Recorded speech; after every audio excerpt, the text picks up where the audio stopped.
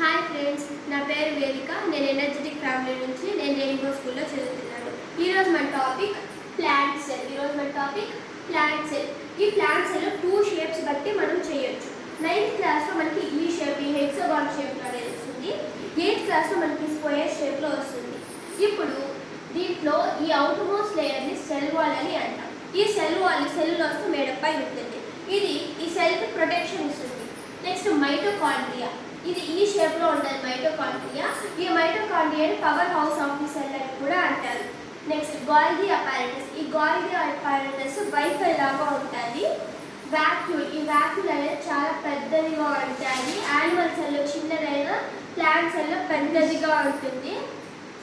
Nucleus. ఈ nucleus సైడ్లో ఉంటుంది. ఈ న్యూక్లియస్లో క్రోమోజోమ్స్, జీన్స్ ఉంటాయి. ఈ జీన్స్ ఏం చేస్తాయంటే సేమ్ క్యారెక్టర్స్ని ఆఫ్స్ప్రింగ్స్కి పంపిస్తాయి, ఆఫ్స్ప్రింగ్స్కి. Next cell membrane. ఈ సెల్ మెంబ్రేన్ వచ్చి innermost layer. Cell wall వచ్చి అవుటర్ మోస్ట్, సెల్ మెంబ్రేన్ వచ్చి ఇన్నర్ మోస్ట్ లేయర్. క్లోరోప్లాస్ట్ వచ్చి క్లోరోప్లాస్ట్ని దీన్ని ఇలా ఉంటుంది. ఈ క్లోరోప్లాస్ట్ కలర్ పిగ్మెంట్స్ అనేవి ఇస్తాయి. నెక్స్ట్ ఎండోప్లాస్మిక్ రెటికులం మనకి ఈ షేప్లో అనేది ఉంటుంది. Next cytoplasm. ఈ సైటోప్లాజం జెల్లీ లాగా అంటే జెల్లీ లైక్ సబ్స్టెన్స్ అని అంటాము. ఈ సైటోప్లాజం అన్ని సెల్ ఆర్గనల్స్ని కంటైన్ చేస్తుంది. ఈ సైటోప్లాజం వచ్చి జెల్లీ లాగా ఉంటుంది.